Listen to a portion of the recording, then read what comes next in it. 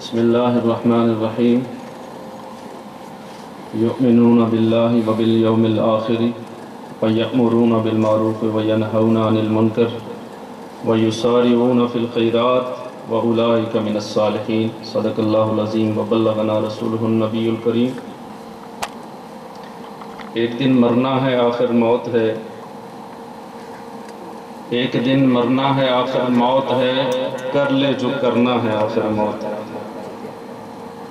آنے والی کس سے ٹالی جائے گی، جان ٹھہری جانے والی جائے گی، روح رگ رگ سے نکالی جائے گی، تجھ پہ خاک ایک دن ڈالی جائے گی۔ مرنا ہے ایک دن جو کرنا ہے کر لے، مرنا ہے ایک دن آخر موت ہے۔ عیش کر غافل نہ تو آرام کر، عیش کر غافل نہ تو آرام کر، مال حاصل کر نہ تو پیدا نام کر، یاد حق صبح و شام کر، یاد حق صبح و شام کر، جس لیے آیا ہے وہ تو اپنا کام کر۔ مرنا ہے ایک دن آخر موت ہے، کرنا ہے جو کر لے آخر موت ہے۔ ہماری یہ دونوں خوبصورت خوبصیرت محبوب با جمال اور با کمال نوجوان جو بہت تھوڑا عرصہ ہمارے اندر گزار کے ہمیں داغ مفارقت دے گئے ہیں، یہ ایک اتنا بڑا نقصان ہے، شاید صدیوں تک اس کی تلافی نہ ہو سکے۔ ان کے جانے کے ساتھ ہی ایک بات کا ہمیں ادراک ہو جانا چاہیے اور ہمارے یقین میں اضافہ ہو جانا چاہیے کہ موت برحق ہے۔ وہ کسی کے بڑھاپے کا انتظار نہیں کرتی کہ میں جوان ہوں تو بوڑھا ہونے کے بعد جاؤں گا۔ کسی نے کہا تھا لنا ملک ینادی فی کل یوم لدول الموت وابن للخراب، کہ ایک فرشتہ ہے جو ہر دن ہمیں پکار کے کہتا ہے کہ تم پیدا ہوتے اس لیے ہو کہ تم نے مرنا ہوتا ہے، اور تم گھر اس لیے بناتے ہو کہ اس گھر نے ایک دن ویران ہونا ہوتا ہے۔ میں اختصار کے ساتھ میں بہت ساری چیزیں ذہن میں رکھ کے آیا تھا، کیونکہ شاہ صاحب محترم ان کے ساتھ تو میری شناسائی نہیں تھی، لیکن فہیم بھائی میرے بہت قریبی رشتہ دار بھی ہیں، اور پھر میری جو زندگی ہے اس سنبھالنے کے ساتھ ہی ان کے ساتھ ایک بہت گہرا تعلق رہا ہے۔ بہت چھوٹی چھوٹی باتیں جو شاید ویلفیئر کو پتہ نہ ہو، شاید ان کے گھر والوں کو پتہ نہ ہو، جو میرے حوالے سے یا میں جن چیزوں کو ان کے بارے میں جانتا ہوں، میں وہ ساری چیزیں شیئر کرنا چاہتا تھا، لیکن وقت بہت مختصر ہے، اور میں سمجھتا ہوں کہ مجھ سے بہت زیادہ علم والے لوگ یہاں تشریف فرما ہیں اور ان کی باتیں آپ نے سماعت کرنی۔ میں اس لیے اشارتاً آگے چلتے ہوئے، کوئی انسان جب مرتا ہے عموماً جو ہمارا معمول ہے کہ ہم اس کے والدین کے ساتھ جا کے تعزیت کرتے ہیں، اس کے بچوں کے ساتھ، اس کی فیملی کے ساتھ، اس کے بھائیوں کے ساتھ، بہنوں کے ساتھ تعزیت کرتے ہیں۔ لیکن بعض لوگ ایسے ہوتے ہیں کہ ان کی شناسائی کے دائرے کے اندر، ان کے حلقہ احباب کے اندر،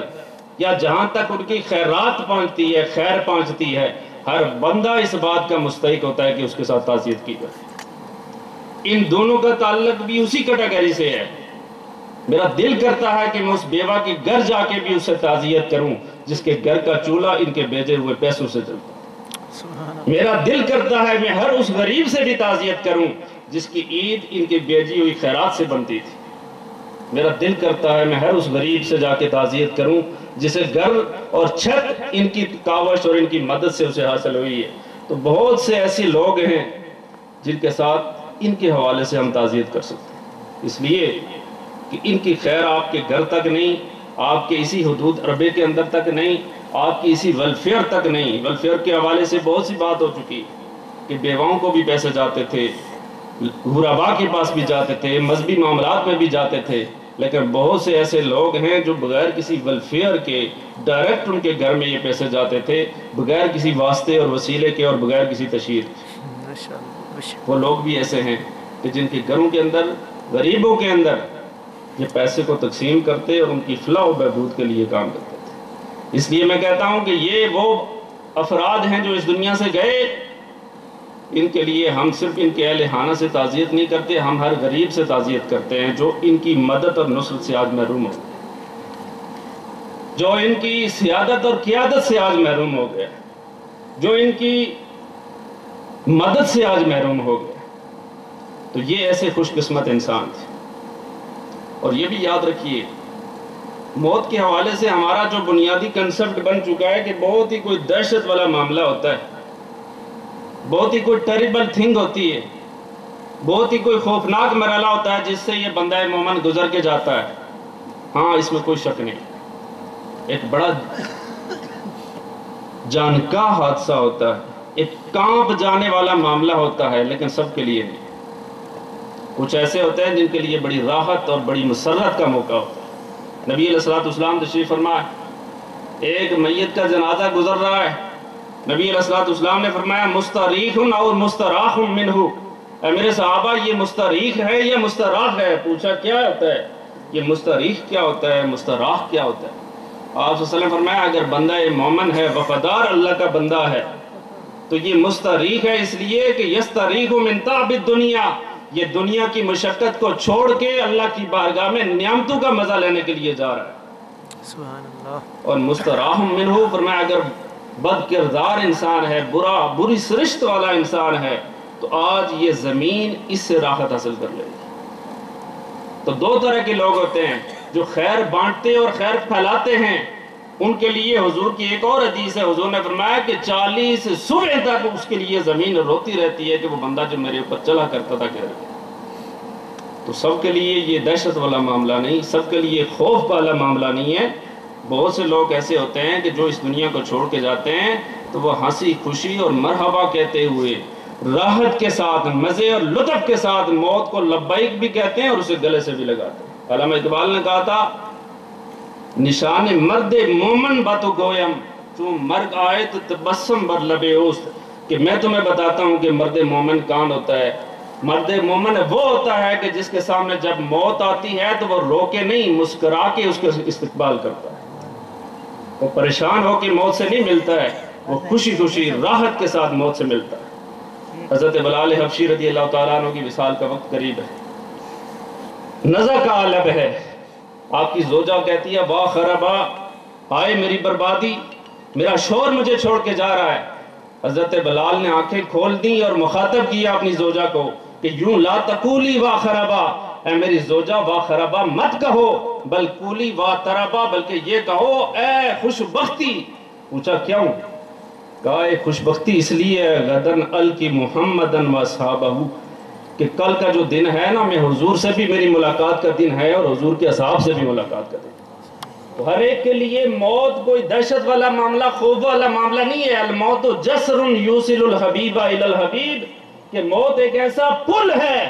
جس کے اوپر بندہ چل کے اپنا ایک محبوب کسی دوسرے محبوب سے ملاقات کے لیے جاتا ہے۔ تو زندگی اگر حسین گزرے تو یہاں محبت کی وہ فضا قائم ہو جائے تو یہ بندہ پھر اس دنیا سے جاتا ہے تو وہ اس طرح نہیں جاتا ہے، وہ تو محبوب سے ملنے کے لیے جاتا ہے۔ کون کہتا ہے مومن مر گئے، وہ تو قید سے چھوٹے اپنے گھر گئے۔ شعراء کا اپنا ایک تصور ہے، حفیظ جلندری نے کہا تھا کہ سپرد خاک ہی مجھ کو کرنا تھا، سپرد خاک ہی کرنا تھا مجھ کو، تو پھر کاہے کو نہ لایا گیا۔ نصیر الدین نصیر صاحب نے بھی کہا معطر کفن شستہ بدن صاف مطہر، تکلفات یہ ہیں خاک میں ملانے۔ یہ خود سوال چھوڑا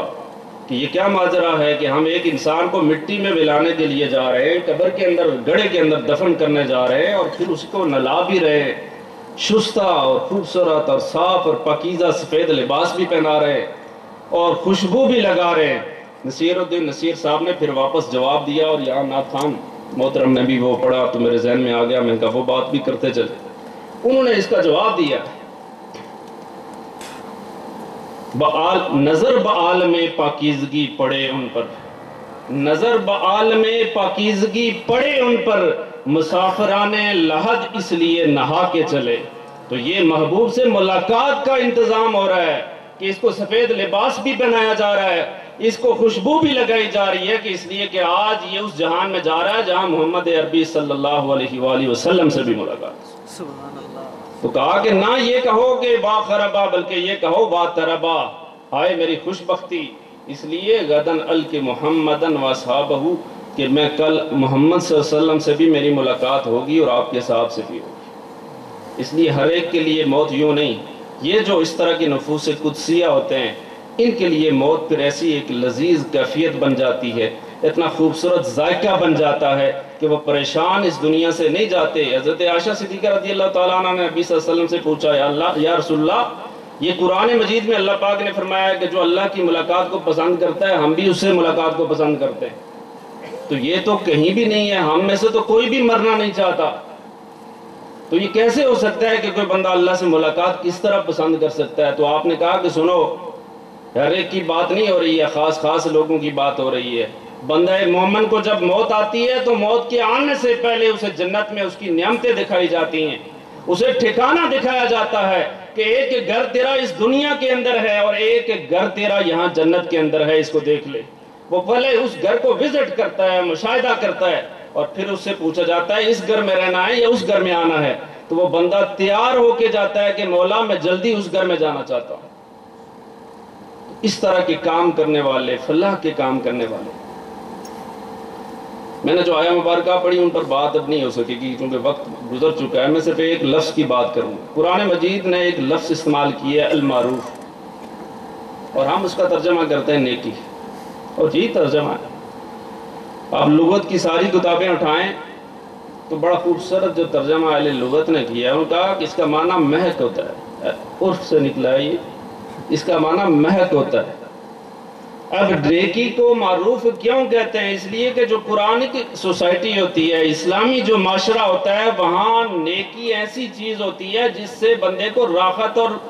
خوشبو محسوس ہوتی ہے۔ یہ نہیں ہے کہ جبرن وہ بندہ کوئی کام کرتا ہے کہ فلاں نے کہہ دیا جی ادھر پیسے دینے ہیں تو دینے پڑے، نہیں، بلکہ وہ بندہ خود راحت محسوس کرتا ہے، ترغیب محسوس کرتا ہے، اور اس نیک کام سے خوشبو محسوس کرتا ہے۔ تو جو ایسا معاشرہ ہوتا ہے اور یا ایسے لوگ ہوتے ہیں، انہیں نیکی سے اس طرح کا تعلق ہوتا ہے جس طرح آپ کا اور میرا جو تعلق کسی خوشبودار پھول سے ہوتا ہے، کہ ہمارے مشام جہاں جو ہے نا وہ معطر ہو جاتے ہیں اور ہم کشاں کشاں اس باغ کی جانب چل کے جاتے ہیں جہاں سے خوشبوئیں آ رہی ہوتی ہیں۔ تو نیک آدمی جو ہوتا ہے وہ نیکی کی اس فیلڈ کے اندر، اس میدان کے اندر دوڑ کے جاتا ہے، اور اسی میدان کے اندر اسی فیلڈ کا بندہ بن کے رہ جاتا ہے، اور نہ صرف وہ اس خوشبو کو اخذ کرتا ہے بلکہ اس کا اپنا وجود بھی جو ہے نا وہ خوشبودار ہو جاتا ہے۔ اسی لیے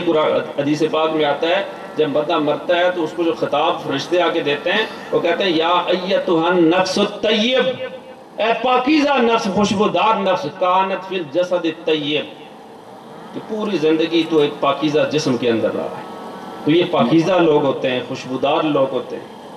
کہ جن سے یہ زندگی، جن سے یہ زمین، جس سے اقوام، جس سے قبیلے معطر بھی ہوتے ہیں، راحت بھی حاصل کرتے ہیں۔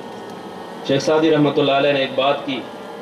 وہ کہتے ہیں کہ میرے ہاتھ میں ایک مرتبہ کہیں سے مٹی آئی اور میں دیکھ رہا ہوں اس سے خوشبو آ رہی، میں حیران ہوا، یہ مٹی جس کے اوپر جانور چلتے ہیں، گوبر ہوتی ہے، پیشاب ہوتا ہے، پاؤں کے نیچے روندی جاتی ہے، اس سے خوشبو کیسے آتی ہے؟ اور میں نے اس سے سوال کیا تو مشک ہے، عنبر ہے، مٹی ہے، کیا چیز؟ بگفتہ من گلے ناچیز بوتا، اس نے مجھ سے کہا کہ میں ایک ناچیز مٹی تھی، وہ لیکن مدت بگل نشستم، لیکن یاد رکھو میں نے اپنی زندگی کا کچھ حصہ کسی پھول کی صحبت میں گزارا ہے، جمال ہم نشین در من اثر کر، میرے ہم نشین کے جمال نے میرے اوپر اثر کر دیا ہے، وگرنہ من ہما حاکم کے ہستم، وگرنہ کیا ہے میں وہی مٹی ہوں جو پہلے سے تھی۔ ایسے پھولوں کی صحبت میں بسنے والے، ایسے پھولوں کی صحبت میں رہنے والے خود بھی معطر ہوتے ہیں، خوشبودار ہوتے ہیں، فلاح کا باعث بنتے ہیں، خیر کا باعث بنتے ہیں۔ اللہ پاک سے دعا ہے وہ ان دونوں مرحومین کی بخشش فرمائے اور ان کے اس گھر کو اللہ پاک تا قیام قیامت روشن بھی فرمائے، خوشبودار بھی فرمائے، اور ابد الآباد تک ان کو راحتیں عطا فرمائے، پسماندگان کو صبر جمیل عطا فرمائے، اس ویلفیئر کو اللہ پاک نعم البدل عطا فرمائے۔ وما علیہ الا